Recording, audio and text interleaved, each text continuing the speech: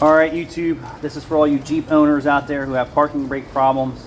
You have to start at the rear axle and move your way forward to correct all these issues to make it better on a piss poor design. So I was at another shop who did the rear brakes, who didn't do them right, and it is what it is. So they put all the old hardware back on. This stuff is just sitting in water and rust. The nails were corroded. I actually prefer the OEM hardware. It's a little bit easier. I mean, this stuff is no good. This adjuster here is not an adjuster. This is the pull for the parking brake on the shoes. A poor design all in itself. Too many moving parts. So once you have it assembled properly, right, you want to look back here and you want to make sure that it moves. Now this is all brand new, so obviously it is going to move. It doesn't come greased from the factory. You're going to have to take it apart and lubricate your new assemblies. And then you'll notice there's no spring on the cable because that was pulling the automatic ratchet assembly out of adjustment constantly. So the newer design has no springs back here. So you can, if you have an older Jeep, just remove the springs or leave them or work around them, and see my other mod that I did. So this has to move like this, right? Has to move, and it has to have tension on it in a neutral position. I don't put the back spring on. It is not necessary. You can just put the outer spring back on. Lubricate all the shoe tables. These spring clamps, the springs on the aftermarket ones, the sprung steel is a pain in the butt. You cannot interchange these clips with the aftermarket ones or they will shoot off. So what I do is I squeeze these a little bit because they're sprung steel. Squeeze them a little bit makes it easier to get them on. Make sure that the nail is in the right position here.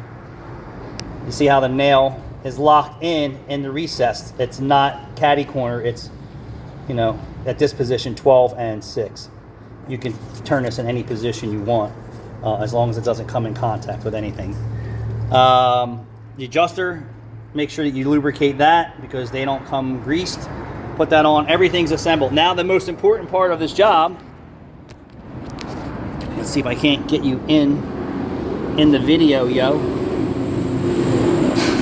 So the rotor here was contacting, I don't know if that was with the older one or the newer one. Remember, I'm the second mechanic on the job here, and you can see somebody was in here banging on this and beating on it. I'm not 100% sure what that is.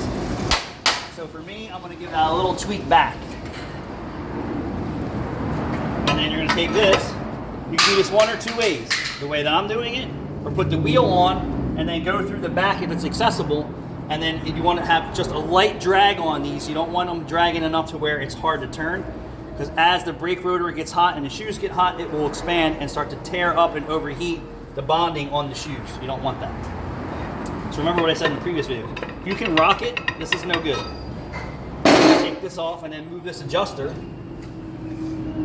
And I'm just using whatever I have here in my access. And then you're going to crank this up. You don't want to pull the shoes out of spot. Crank this up.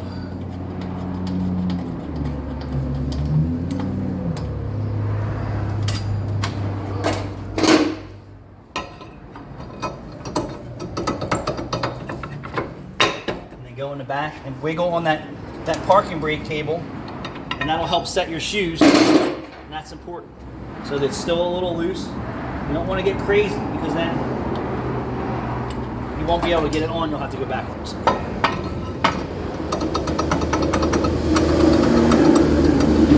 So that little bit there was too much. So we're just going to back it down, pull the spring out of your way, and back it down.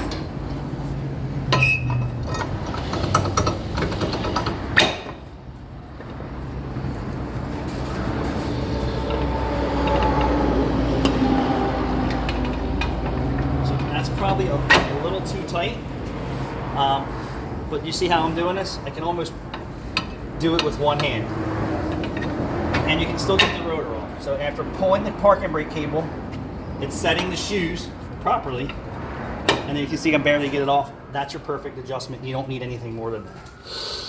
Do the same thing on the other side. Rebuild the back brakes underneath it here, put it on. If you still have a sloppy brake pedal, you're going to stretch cables. That's both rear cables. And the handle assembly. I did another modification using one of these springs on the older one, overpowering the springs on the OEM parking brake cables. See that video for those on the older models. So this is for '07 and up, I believe, Jeeps. And then this one here doesn't have electronic parking brake, manual transmission vehicles. Pain in the butt. I hope this helped. Thanks for watching.